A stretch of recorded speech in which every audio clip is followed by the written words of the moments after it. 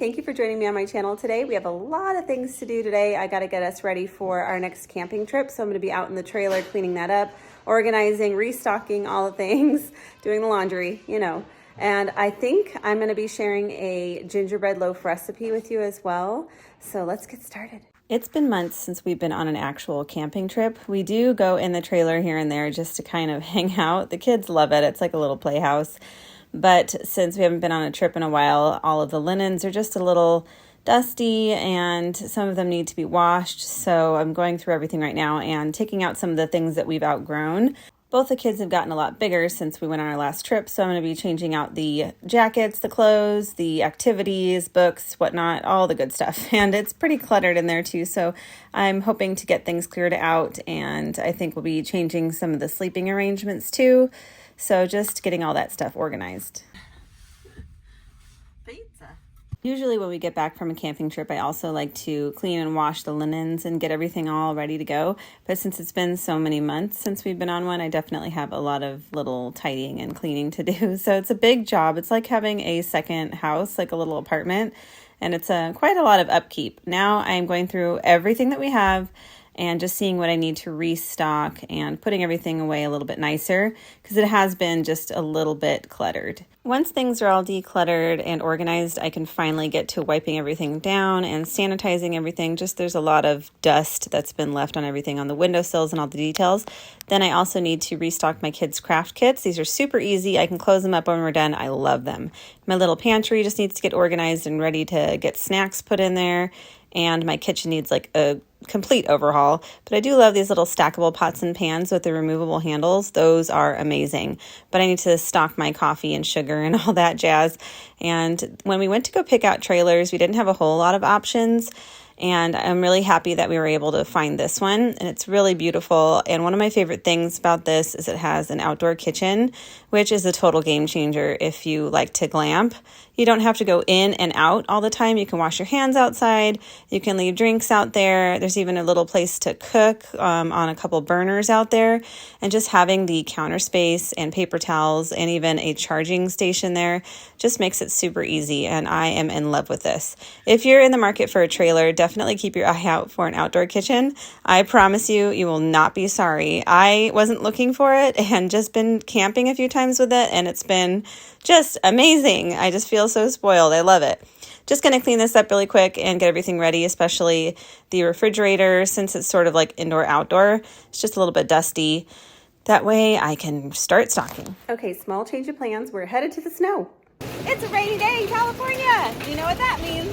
Snow day.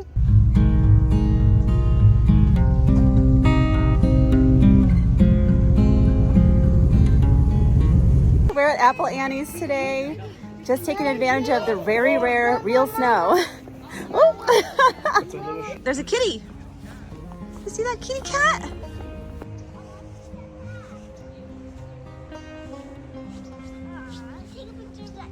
If you ever find yourself out here in Southern California, I highly recommend checking out Oak Glen. This is Apple Annie's and the surrounding little restaurants and shops. And it is amazing, absolutely magical, especially during the colder months. They have apple picking and little shops and places you can play at for the kids. And sometimes they have festivals and all kinds of great stuff. It's perfect for a family outing and even for a romantic getaway for the day. There's just so much to look at and so many delicious things to try. Their pies are amazing. And you can even go to the restaurant, sit and have a beautiful view and enjoy some lunch or hot cocoa. Look how big this cookie is. It's huge. It's the size of my head. And hot chocolate. Hot though, be careful, okay? You ready, buddy? You ready? Wow. Get to eat that whole thing. This restaurant is so adorable. I love it.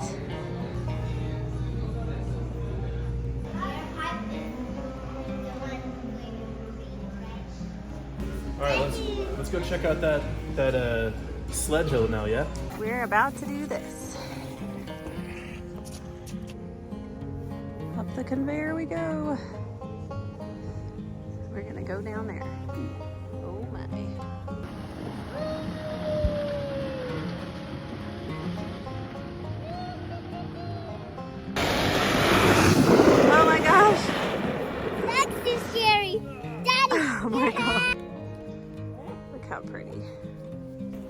It's just about 1 o'clock right now and the snow is already melting, so we'll probably head out here in just a few minutes, but that was a lot of fun. Definitely love Apple Annie's and coming up here to Oak Glen. Love it. The kitty's on our truck. Hi, kitty. There you go. And the snow is melting already. All right, back at home and back to the chores. I'm just putting away some of these clothes we didn't wear for colder weather because where we're going, it's going to be a little bit cold for camping. I have these giant cozy things we can wear and plenty of things for the kids too, so it's going to be fun. Okay, so it's time to make lunch, and I have been on a mission to find the perfect way to make hard-boiled eggs, and a lot of people recommended using my Instant Pot for the 5-5-5 method. So I just put the little egg trivet in here, add my eggs and about a cup of water, and put that in for 5 minutes on normal pressure.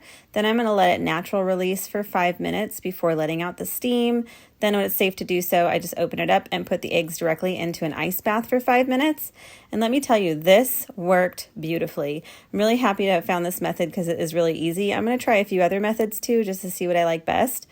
But if you have an Instant Pot and you haven't tried this, I highly recommend. So today for lunch, I'm just going to be making some simple egg salad on some bread, egg salad sandwiches. So I just add the eggs, some salt and pepper. I added a little paprika, and today I used Dijon mustard and some mayo. Then I just smashed it with a fork, and you can see the eggs did kind of get a little bit overcooked. So I think when I do the method again, I'm going to do a 4-4-4 method instead of 5-5-5. And for dinner, we felt like doing some sort of soup, and I had a lot of random stuff on hand. So I thought, well, I'm just going to throw it all in a pot, and it actually turned out so good.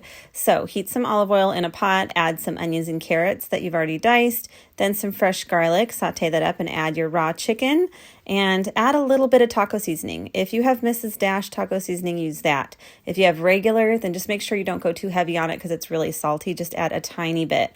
Then just brown the chicken. Once you've done browning the chicken, you're going to add 1 can of diced tomatoes, 1 cup of your favorite salsa, 1 can of chili beans that have been drained, and half a lemon.